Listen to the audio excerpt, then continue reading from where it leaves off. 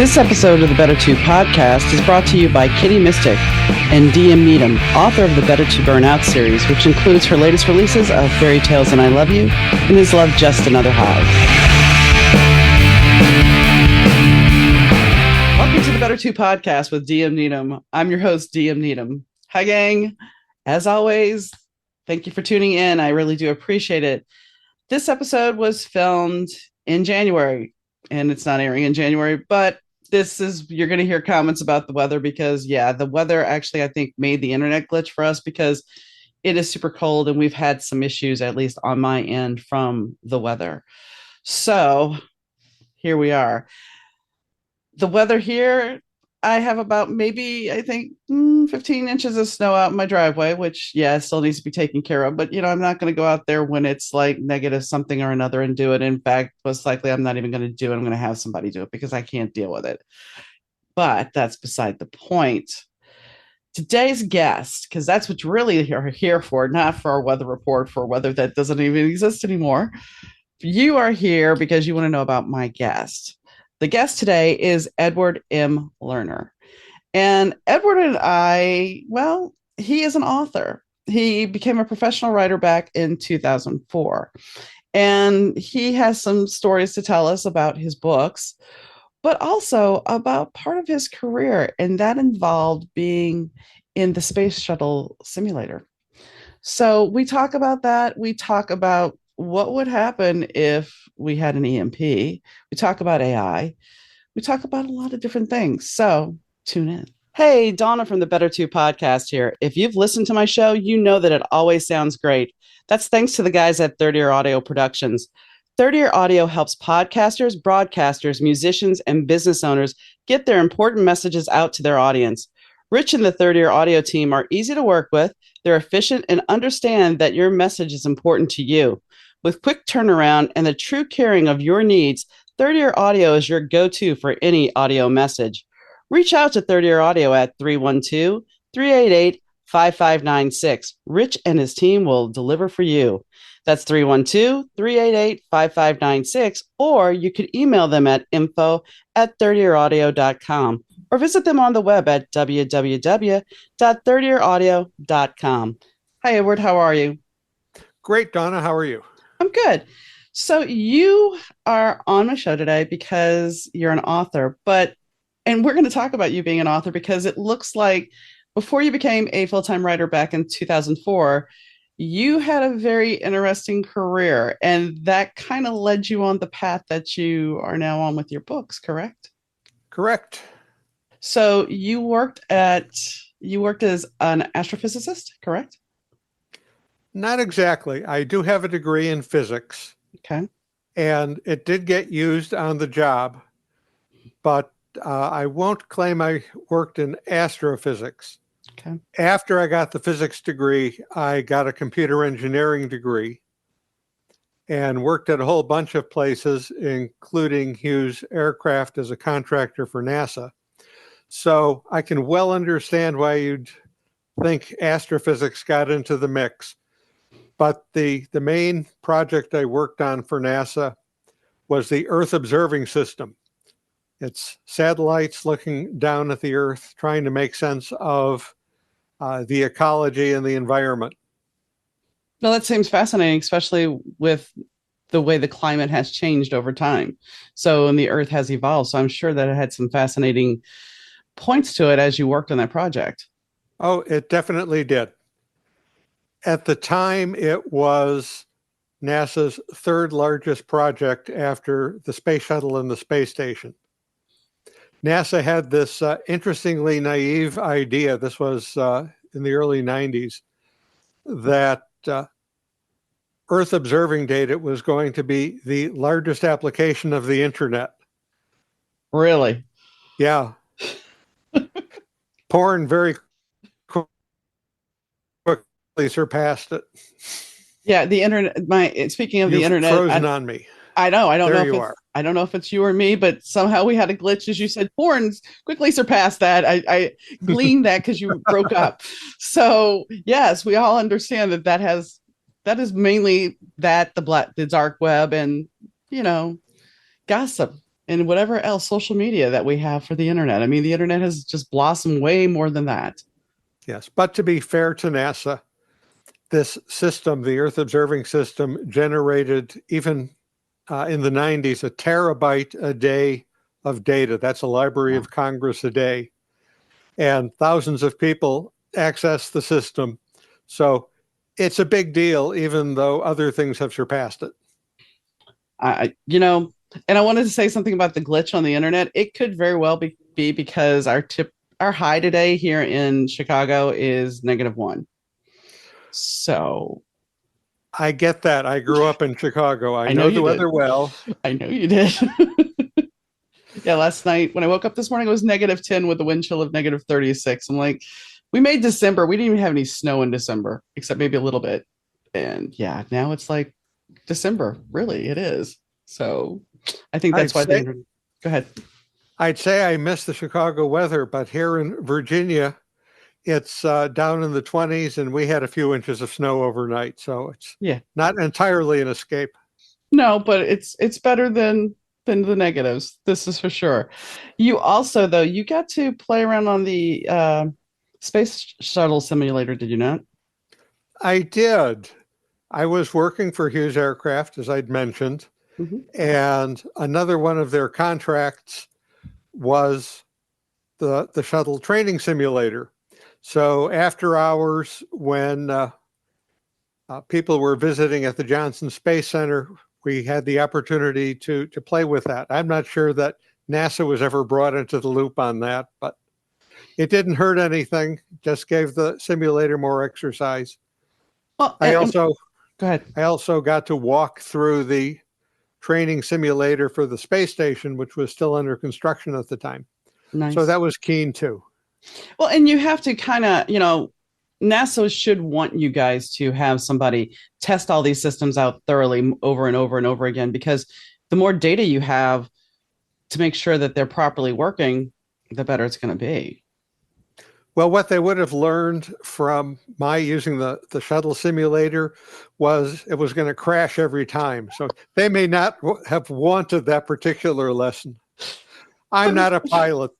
Yes, but then they can learn that maybe, we don't do it this way.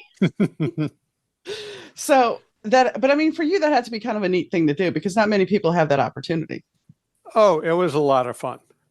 And that's before I had the opportunity to do much serious writing, but it was always grist for the mill once Mhm. I started the second career and wrote full time. So, how did you take that experience and pull it into your writing world? Well, everything I did when I was involved with NASA sooner or later winds up in the writing.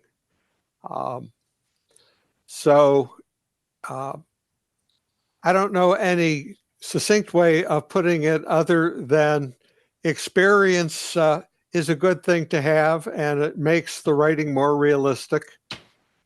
Um, I did get the opportunity in my consulting days to meet a couple of astronauts. One of them had retired and gone to work for Hughes Aircraft. So that was pretty handy. But more broadly, being a NASA contractor meant I worked every day with NASA people, and I visited most of the main uh, spaceflight centers. So it was just a wealth of useful experience. Oh, I On the imagine. other on the other hand, I have to avoid the trap of leaving everything that I describe as the same as what I experienced because I left that life behind. Gosh, now it's more than 2 decades ago, and things have changed. You mean it's not like, you see the old Star Trek show? When you look at the old Star Trek and how I don't know if you've watched any of the new Star Treks, but I mean, if you look at the old Star Trek and then you look at how they've shown, I think it's Star Trek Discovery, they take Commander Pike. He's now Captain Pike, and you see his Star Trek ship, you see the Enterprise, but the Enterprise is a lot more advanced. Even though they try to keep it dumbed down, it's a lot more advanced than what was back in the '60s show. 60s, You early have to 70s. do that. Hmm. Otherwise, things look practically steampunk, and a steampunk starship is a bit hard to swallow. Yeah, yeah. Especially considering that Star Trek was never, it's kind of like the old Batman series, the same thing. It's that very limited view of what they created, which is interesting because I was watching something last night about the making of the Barbie movie. And they were talking about how they actually went back to some of the tech from the silent era movies to do the shot with her in the car and her transitioning to the modern world, the real world. So they went back and used that other tech and no CGI to make this happen, which I thought was Cool. kind of cool. Yeah. Well, I will confess I have not watched Star Trek Discovery. I uh, am so frustrated at the current world of video. If you want to watch everything you might want to watch, you have to join half a dozen different series, not series, streaming services. Well, you see, what I did was, Paramount I had for like a couple of months after I knew all the Star Trek was out. So Yeah. I watched that and then I canceled it.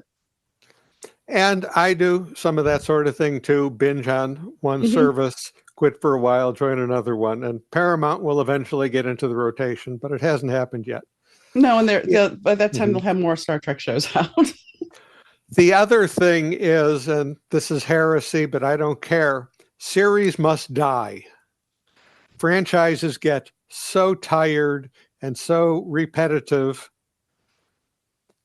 Now, I will admit I've done a couple of short series, emphasis on short. Hmm. So, my Interstellar Net series is a trilogy, and the 5-book series I did with Larry Niven is the longest series I've ever had any involvement with.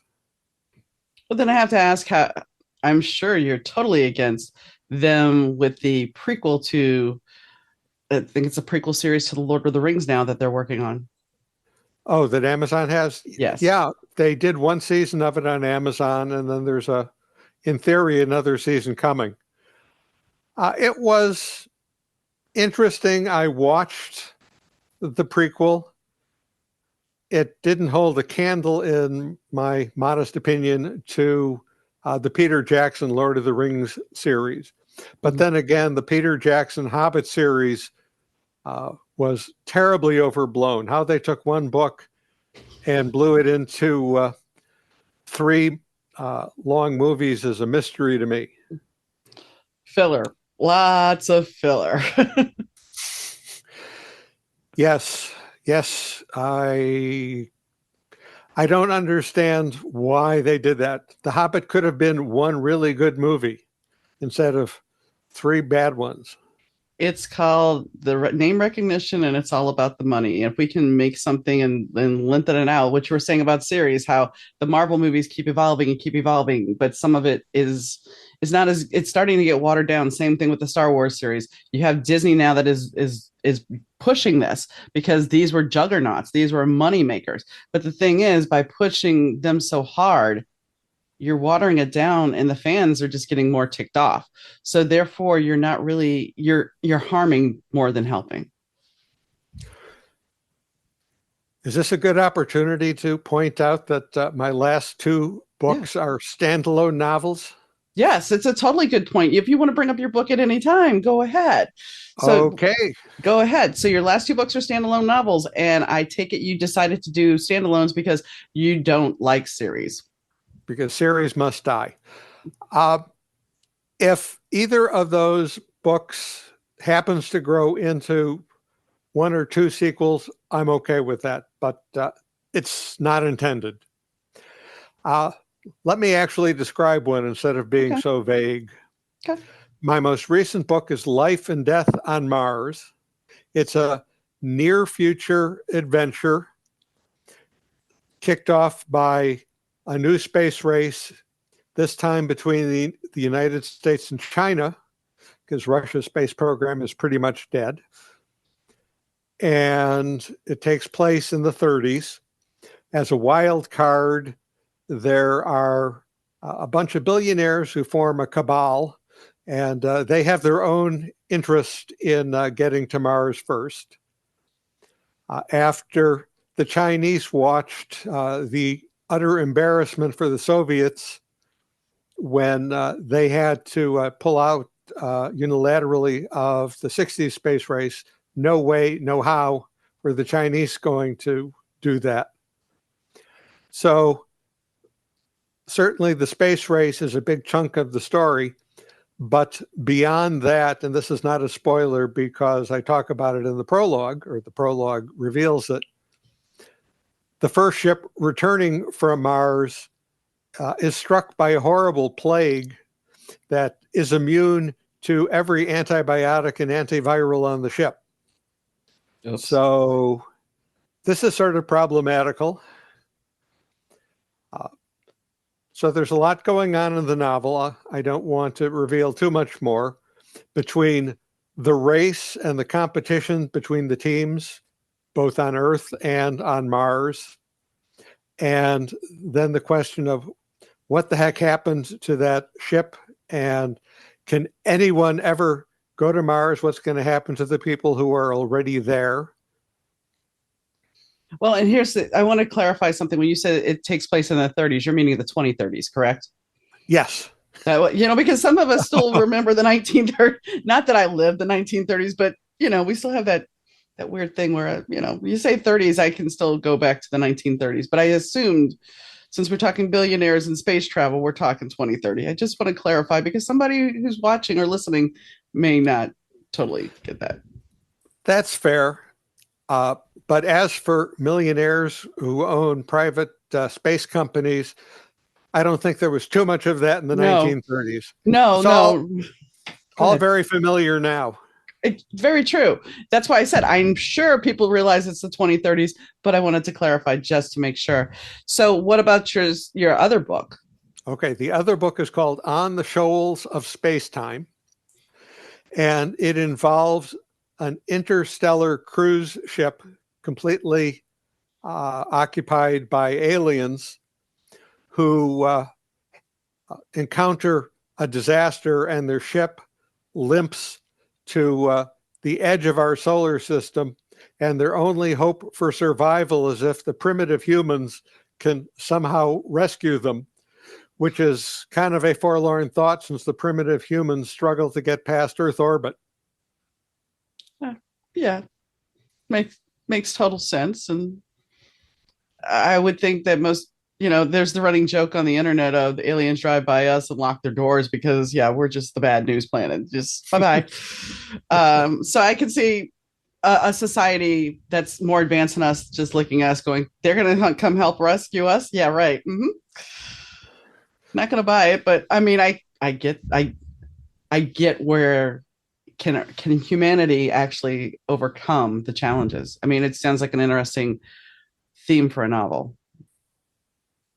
Well, I like to think so, but of course, my objectivity could conceivably be questioned. Since we brought up porn before, I will say this. There were people that actually, there's a person, and the only reason I knew this is because I write, and some author posted this in a group, but there was actually somebody on Amazon that was selling dinosaur erotica.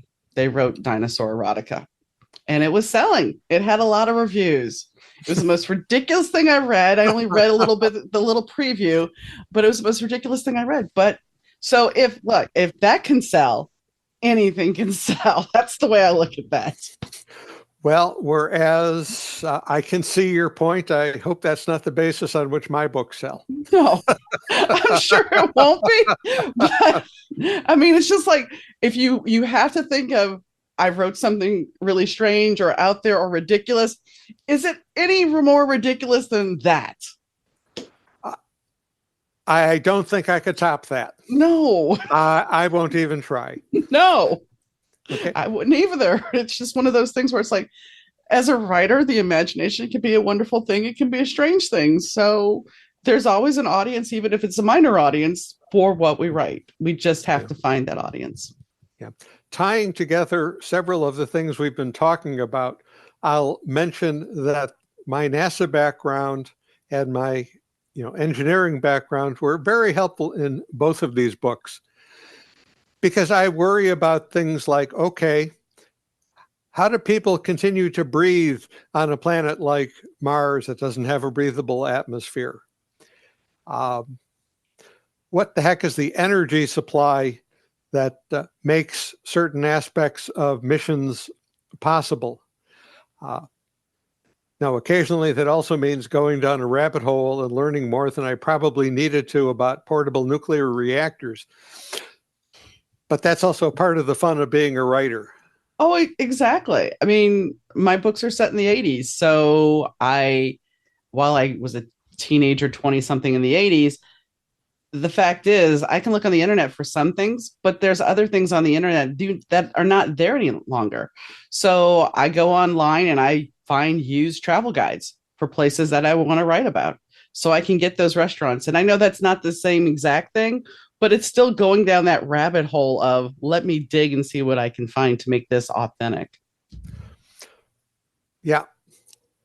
Now, occasionally I encounter a book where the amount of detail in it is crushing. And that's what I describe as I suffered to do the research for the book. Now it's your turn. Well, there's a good story, good movie about that actually, Wonder Boys, with Michael Douglas. It's an older movie, and he's a writer. And Katie Holmes is sitting there in a scene telling him, did you have to include all of the heritage and family line of every horse that you wrote about in the book? You could have not put that in there. You didn't have to have that whole long diatribe. It really takes away from the book. But that's the same things as writers. We have to make that decision of what is too much information, but what is enough information to have the audience understand that it's believable. Yes, I have learned that if there's a review that describes something as lush, it really means overblown detail. I never thought about it that way, but I guess that would make sense. I mean, lush would be a lot of vegetation. So when you think of it, it's a polite way of saying overgrowth.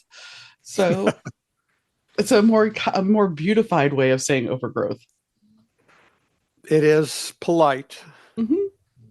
So how do you feel? I mean, do you read your reviews? Uh, I try not to, but I'm human. But I mean, I don't know how, I mean, for me, I have to use reviews occasionally to market my books. So it's one of those things that it's a necessary evil that, there's a big thing on social media saying reviews are for readers, they're not for the authors. But we need to use them for marketing occasionally. Well, there are two kinds of reviews. So if it's a review from a formal review outlet, if library, journal, or Publishers Weekly, or Locus, or a major magazine in the genre does a review, of course I want to be familiar with that and see if there's a good blurb. But looking at every Goodreads or Amazon review is not a productive use of my time. Fair enough. Fair enough.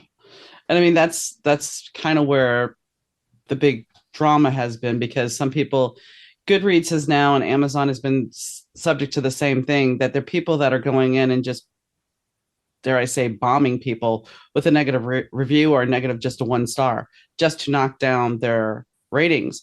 And this was something going on with Facebook author groups, that the competition for other authors, they were going in there and knocking down, putting a 1 star review or 1 star rating, not leaving a review, and then turning around and going on Facebook and some of these groups saying, yeah, guess what I just did to such and such.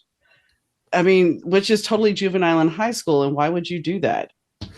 Well, unfortunately, some people are jerks. Mm, bad actors, all of the above. So I want to talk to you a little bit about small miracles. So medical nanotech. Okay.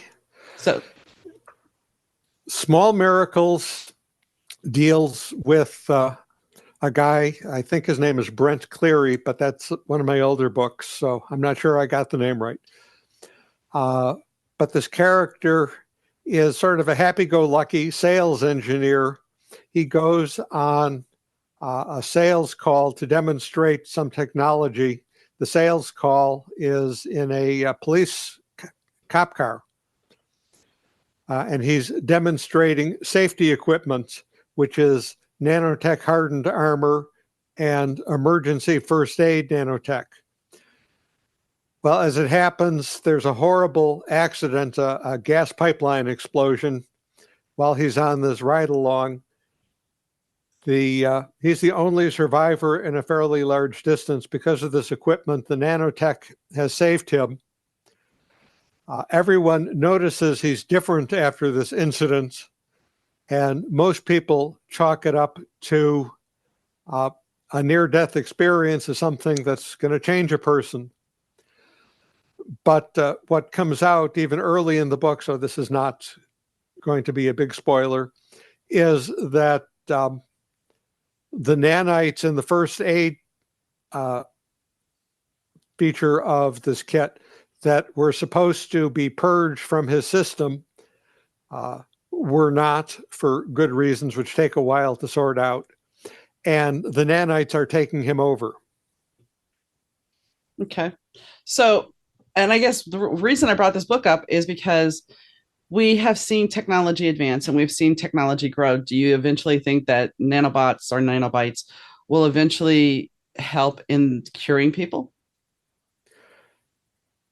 I do think that there already is nanotech in medicine for precision delivery of medicine. There are little nanoparticles that are magnetized, and this is a research thing, but it's being done in labs where external magnets are used to drag these nanoparticles to exactly the spot that needs to be treated, and then as the particle dissolves, it precision releases the medicine to exactly where it's needed. This is a more modest version of the nanites in my book, which are self-propelled, and they sense injury markers in the bloodstream and just swim in the direction of wherever the biomarkers are coming from. You also have a book called Fool's Experiment. And now that AI has become such a big thing, I would think that this book, because you say, it has AI in it, I would think that that would be a bigger discussion for you as far as a topic, because AI now is the hot button. So are you going to re-release this book since it's dealing with that subject? I hadn't thought about that, but it's not a bad idea. So Fool's Experiment deals with the somewhat accidental development of a general artificial intelligence. General AI is a form of AI that is supposed to be able to handle all the kinds of problems that a person can instead of being very specialized in its uses. So until the last year or so, AIs were very specialized for image recognition or speech recognition. The chatbots that have come out in the last year or so are purported to be general AIs. They're not, although they're a little bit closer. I've done some testing of Chat GPT and Bard and a couple of the others, asking them questions for which I absolutely know the answer, like, what are some of the books written by science fiction author Edward M. Lerner? I figure I'm authoritative on the subject. And these AIs, supposed intelligences, aren't bright enough to properly look at Wikipedia or my website and Amazon, and they miss some of the books I have written and give me credit for books I have not. Go ahead. They've told me I've won awards I haven't won. Weird things. I asked for a plot summary, and it got that semi-wrong. The other thing I'll say about AI, since I seem to be in ranting mode all of a sudden, is that the training sets that these large language models use are taking unfair advantage of us authors. Yeah. Uh, the companies that are producing these things just scrape all sorts of information off the internet, including pirated copies of books. And there are other tools that reverse engineer what the training sets were. And it appears that at least 5 of my books have been used without permission to train one of the AIs. Wow. And there's a big thing, like, because I am self-published, when you go to Amazon to upload your book, they do ask if anything of your book has been used with AI. Like, there's this checkbox. Okay, if somebody's done an AI book, Yeah. which there have been numerous. I mean, people have complained about this on Amazon, that there's been numerous AI books that are just bad that have gotten through. But a checkbox is not going to necessarily stop anybody. What are you going to do? Take their account down, and then they'll relaunch. If they're a scammer, they're going to relaunch another account. Yeah, they'll just have a new pen name. Mm-hmm. The other thing is, if someone is so sleazy that they're going to try to foist off an AI written book as something creative, I'm not going to trust them to be honest about checkboxes. No, the only real experience I've done with AI is I was messing around on Canva with their AI for some pictures, because I write in the 80s. That people don't really, when I'm looking for cover art and stuff, which I don't even have a person on my cover, they don't have mullets, which is fine. But I mean, they don't have the same hairstyles as they did back then. So I was messing around with the AI, and some of the pictures were okay, but I had some where they had like an extra arm on the girl. The guy was part of the motorcycle. It was just over the top. I'm like, so I was sharing them as AI fail because it was rather amusing. But I mean, there is a big issue of how do we use AI, and then of course, then there's the doom and gloom of AI, of the movies War Games and Terminator and all those darker sides of AI. So it's like we need to be careful with it. And I think recently, I think it was Tennessee, actually passed a bill or passed a law saying you cannot use AI in voice work. That there is, but how are you going to tell? Eventually, it's all going to be so commonplace, and that's where we get really scary. And I know that's not where this conversation was intended to go, but it's very easy then to create propaganda, and that's what's scary. Deep fakes are getting better and better. Mm-hmm. It's widely anticipated that the elections this fall are going to be the first major deep fake election. Mm-hmm. And, go ahead. It's not an encouraging situation. No, but here's something interesting, and I talk about this a lot. And it's a movie that was it wasn't very widely received well, but it was a movie with Dustin Hoffman called Wag the Dog. And that was before AI or anything else. And it was talking about how they created this fake war to build up propaganda to get support. And the amusing thing is now we're going to have AI that's going to create whatever they want us to see. And I don't know, I'm not saying who it is. I'm not talking conspiracy, but we don't know who's going to create all the propaganda. So it's got to be up to us to really look at what the truth is. It's a very serious problem, and I will admit I'm not terribly optimistic about how well people will do at filtering out fakes from reality. No. Yeah. News consumption is very siloed, and people are very inclined to just believe that which reinforces the mindset that brought them to their particular silo. Well, and it's also it's more about, and I'm not talking necessarily for the people, but for the companies that put the news out, it's become more infotainment. I need the ratings. So what will give me the ratings? What will give me the views? Oh, and this goes back to your point. You're skewing this way. Okay, so we have to create the stories that are darker in this way, and we have to paint this picture of doom and gloom because you're feeding on that. and you're feeding over here on hope and change and everything else. So we'll paint that picture for you over here. Yeah.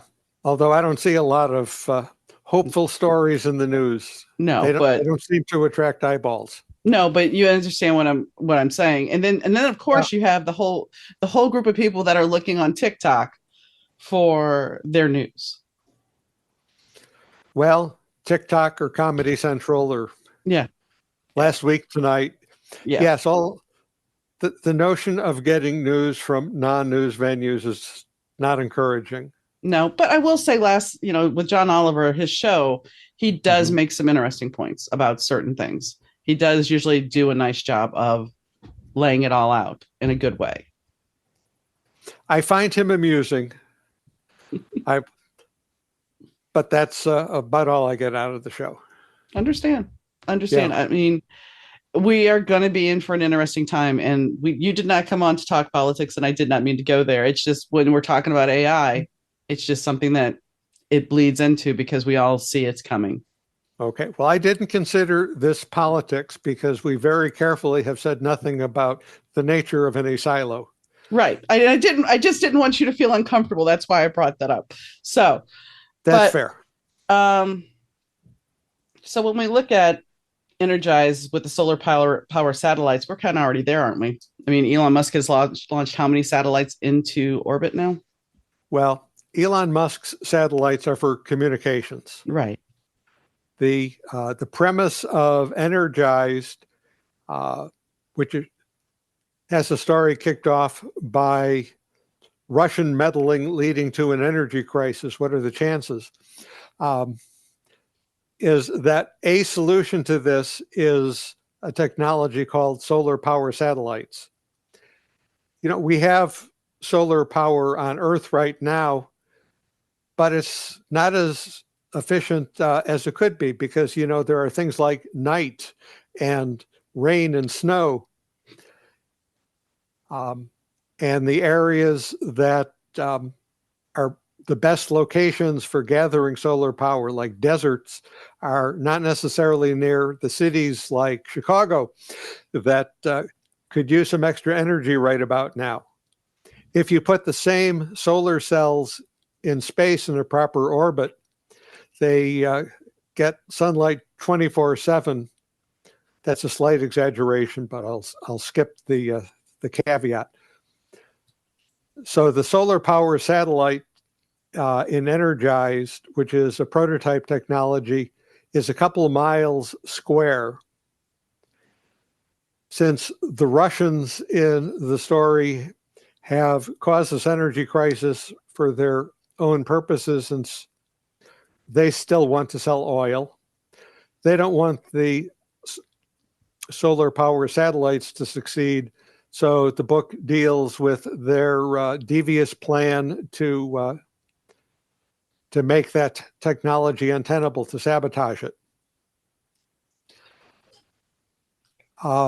There are some small scale experiments with solar power satellites. Oh, the detail I left out is, fine, you have all this power in space. You still have to get it to the ground.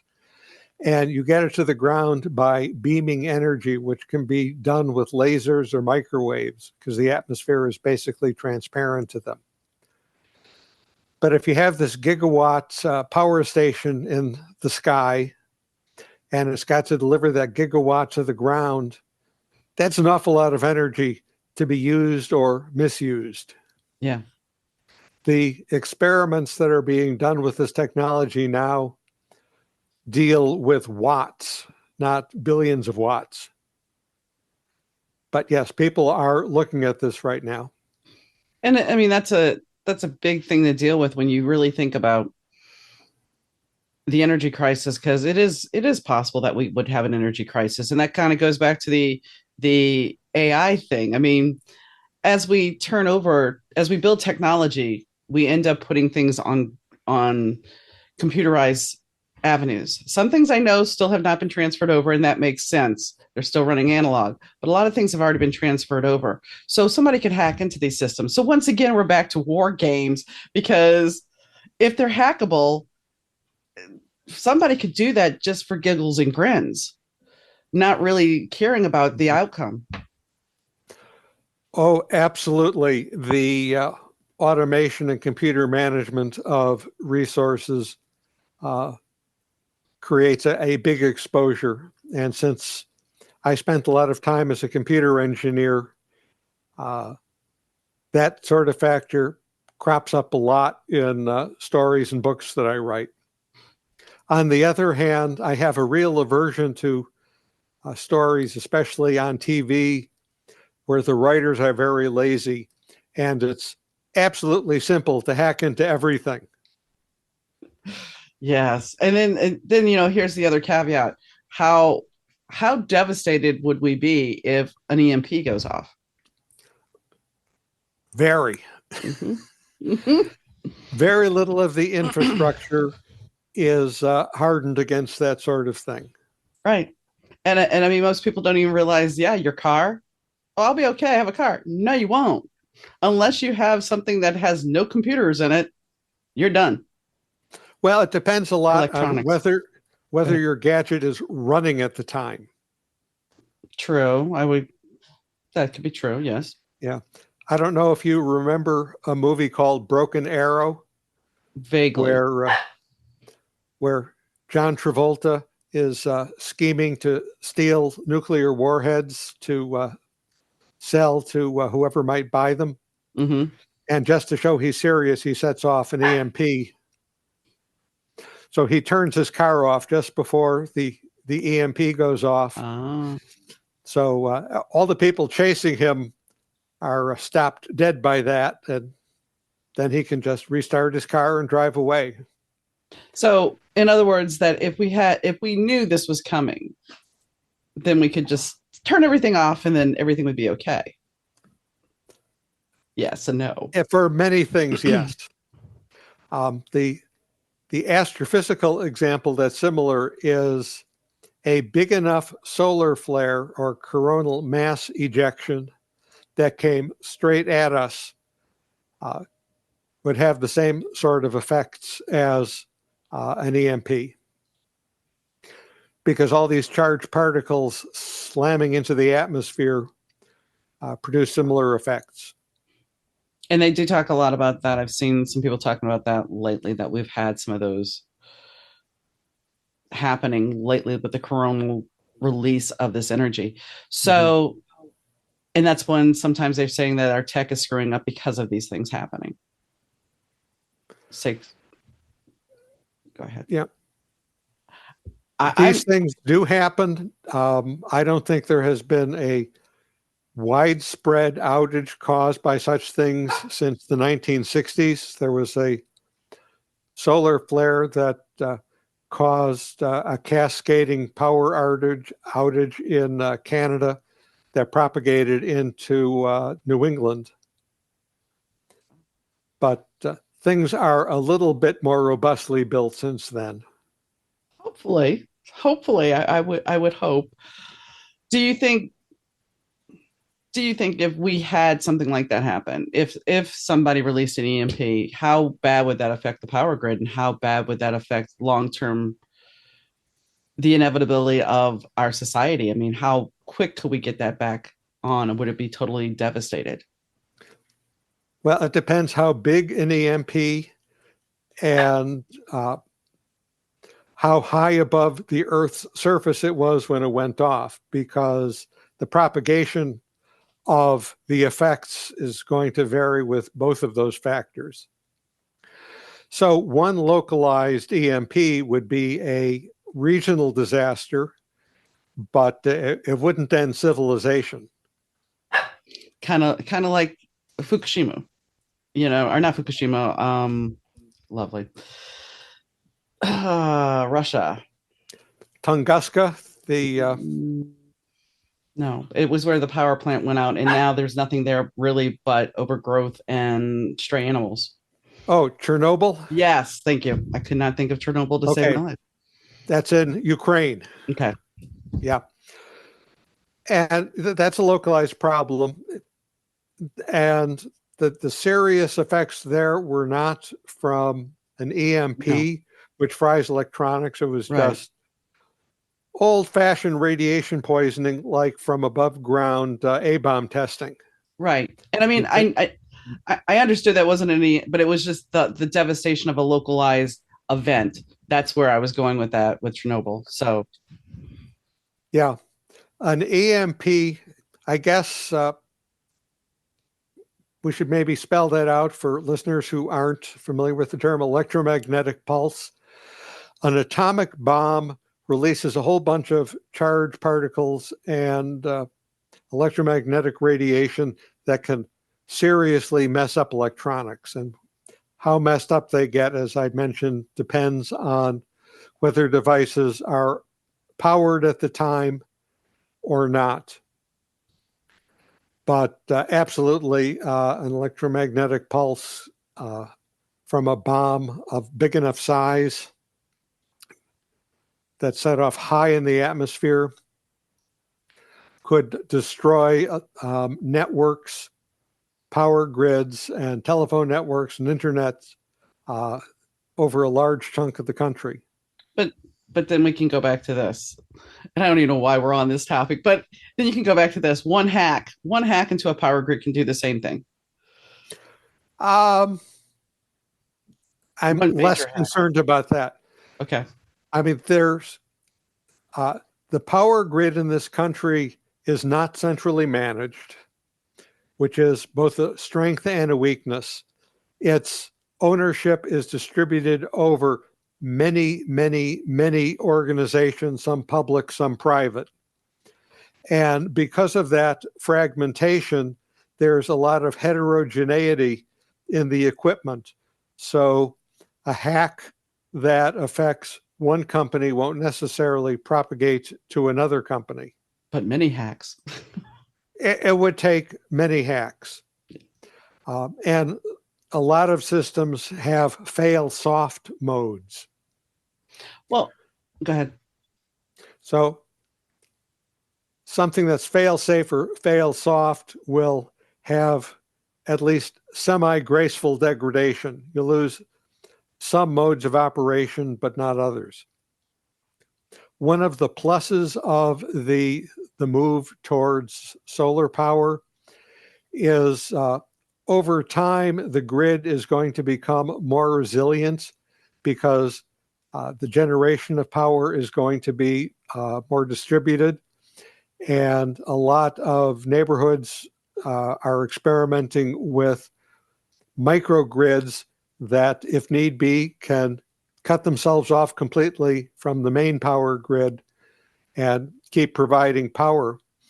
So if you're in a neighborhood where the houses have solar cells on the roof, or you're in an office building with solar cells on the roof, the time is coming, not too far from now, when they'll be self-contained. If the grid crashes, they'll lose their ability to get peak power from elsewhere or to sell their peak power to elsewhere, but essential functions will stay online. Which is important. Eh, Go ahead. No, I think I was done. Okay.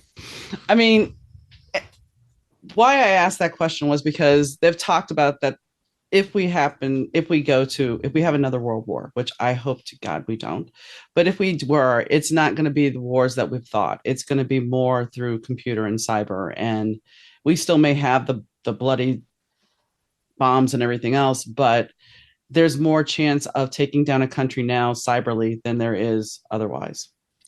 2 years ago, I would have agreed with you. Okay. But the way the Ukraine war is being fought Yeah. has comparatively little cyber component to it. True. Russia tried to take down a privately owned satellite communication network called Viasat at the very beginning of the war because the Ukrainians were using it. And the network came back online almost instantly. The Russians keep bombing the Ukrainian power grid because they have to. If they could hack into it and True. take it down that way, I'm sure they would. True. True. So there are cyber attacks going on. There's no doubt about it.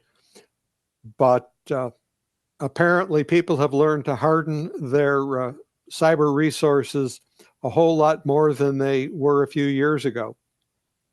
I think between the way the Russians took down the Estonian online infrastructure in 2007 and the way, without attribution, the US and Israel took down the Iranian nuclear enrichment program in, I think it was 2010 with the Stuxnet virus, that was an eye opener to a whole bunch of countries that if it's a critical resource, you better harden it.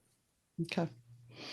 And I mean, sorry for my naivety, but it's just one of those things where it's like overall, over time you hear these things and it's like, how do you get clarification? I am not a computer expert.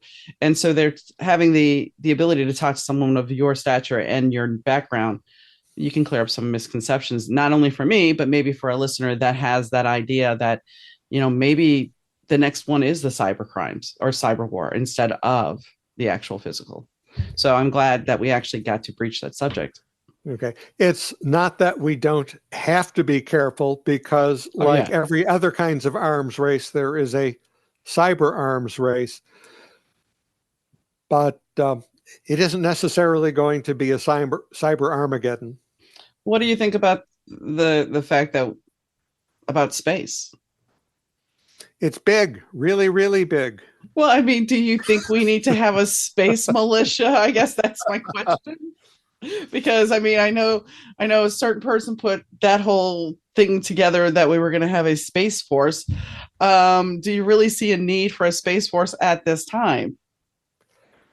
I do. Whether it needed to be a brand new service distinct from the Air Force, I don't have any strong opinions on one way or another.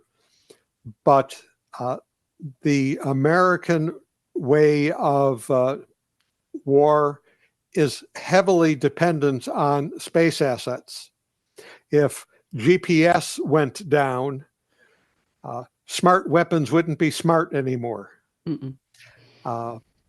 We wouldn't, if the military communication networks went down, we wouldn't be able to communicate overseas.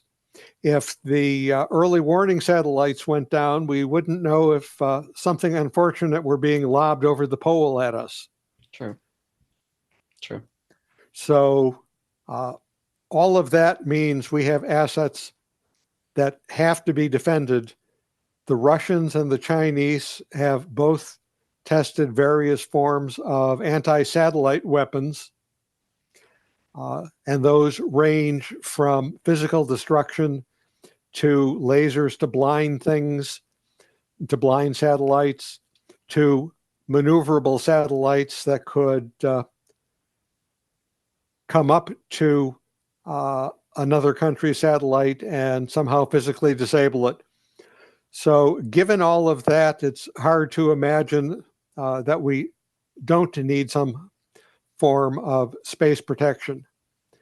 I think the argument for making it a separate service is that it requires comparatively few people to manage the resources that are used to launch and monitor these space assets.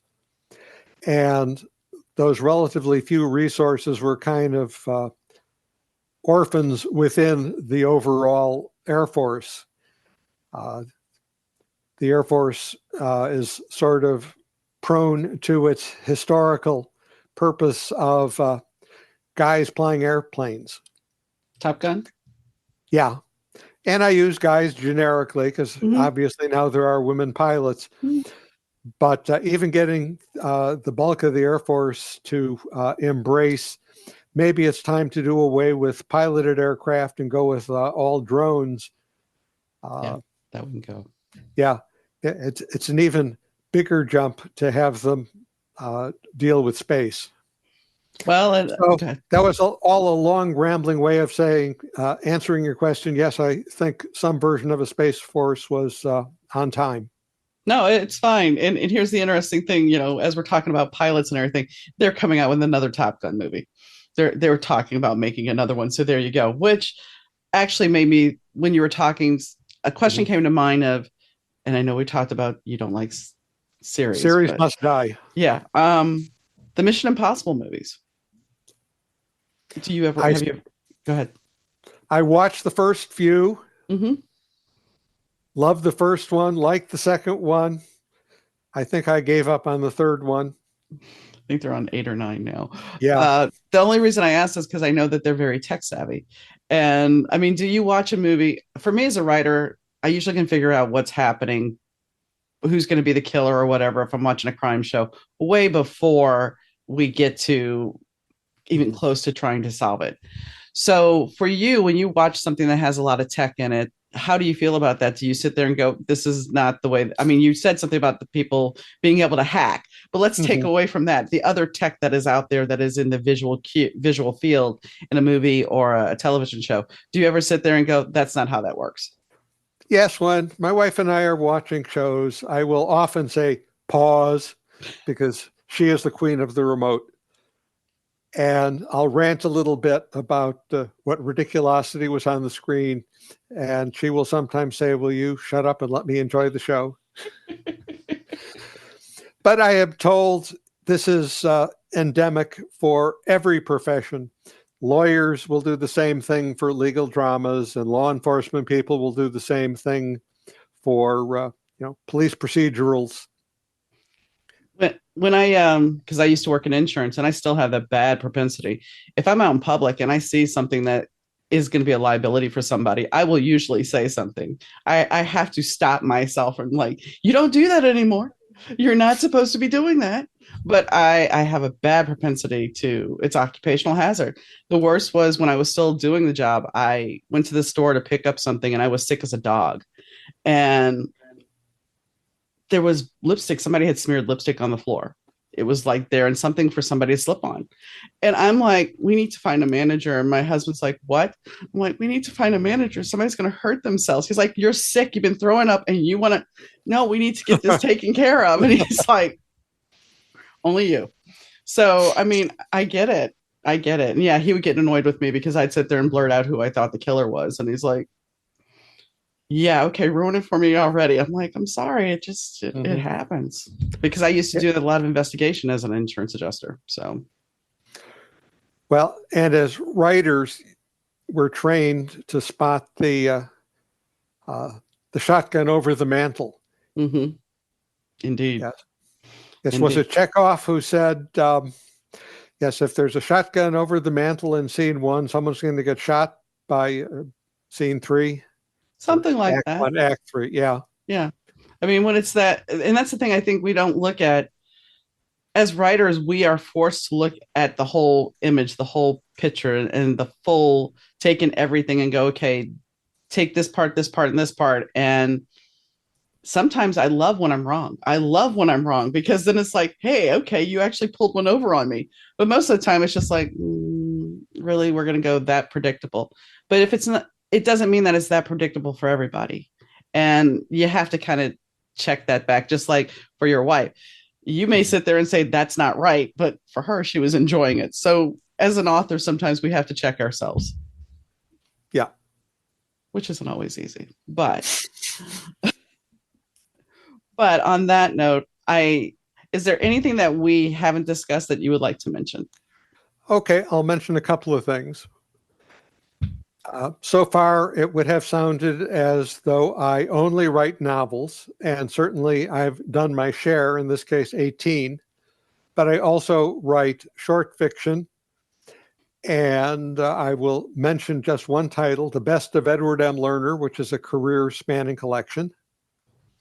And uh, as we've also given a glimpse that I have an engineering and scientific background, I write popular science. And I'm particularly proud of a book called Troping the Light Fantastic, The Science Behind the Fiction. If our listeners are curious, I have a website, edwardmlerner.com, shockingly, and I'm Edward M. Lerner on LinkedIn and at Amazon. And that's it. All right. Well, I will put your website information in the story notes, and I thank you for coming on. It's been a pleasure. Well, thanks for having me. When I stopped the recording with Edward, we had a little bit of a conversation, which I normally do with most of my guests. And Edward, he said that I asked him some things that he wasn't expected. He's so used to having the normal questions, and well, the interview didn't kind of go that way. And my explanation to him was, well, I have your bio in front of me, and that's it. I don't write down my questions. So whatever comes up, comes up. Rarely when I have my guests, do I have those questions written out.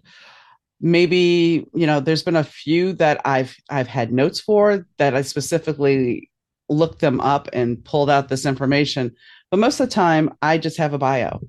And that's the one thing that you'll see me kind of sometimes trying to figure out what I want to ask. But this is the part of being on the podcast or being the host of the podcast is I have to come up with all of this stuff on the fly. I have to think about it as quick as possible. And yeah, I learned some things today because you always hear the EMP. The EMP, well, that's gonna take everything down unless you have a car that's from the 70s. Well, no, that's not true. He just said it. If your car's turned off, you're good. So, I learned a little bit. And I think I think honestly, the conversation we had about tech and about different challenges that we may face in the future regarding AI and the changes how nanobots or nanotech or nanites might end up actually helping us make our healing happen quicker or actually help heal us completely. Those are all important things to think about. Granted, I may never see some of these take place in my lifetime, but there are other people that will. So when we look at the bigger picture, besides talking about his books, which his books deal with multiple topics, but they are all timely in a way. We are, as we broach in, crawl through technology. And I say crawl because kind of like he was talking about his book about the aliens hoping that the humans are going to come rescue them. Well, we haven't fully evolved, have we? We kind of have we're taking those baby steps. And yes, now that we've shifting, and I know you're going to be like, okay, Pluto's moving into Aquarius, and this is going to change things. This is going to increase that tech. This is why we're seeing the tech that we have suddenly burst onto the scene, because this is part of what Pluto and Aquarius is. It's about big tech. It's about coming together as the collective. So over the next 20 years, we're going to see tech grow. We're going to see things change, and we have to be prepared for those changes. And when we're looking at the election, which I didn't want to get political, it is true that the deep fakes are getting better. And how do we get past that? How do we see the truth? And I think that's what we all have to do is we all have to try to face the truth of what we know and who we are and what we see in the world, because we have to start being authentic with ourselves, because there's so much fakery out there that if we're not authentic, then are we really being true to ourselves, true to the people we care about, true to the world? So where did that come from? Not quite sure, but I think it comes from we are in a time of fake in reality. So what do you want to embrace? And I'm not saying that illusions are a bad thing, but sometimes we have to embrace reality and be real, because that's where the genuine connection comes from. So on that note, if you are interested in any of Edward's books, there is a link in the bio, so please check him out. Also, as always, Rich Sai of Third Ear Audio is doing our audio. And the intro and outro songs are done by Fast Susie, and I thank them, both Rich and Fast Susie, for helping me out with the podcast. Anyway, I hope you enjoyed today's show, and whether you're listening in the evening, weekend, whenever, I hope you have a great day. And I'll catch you next time, guys. Bye.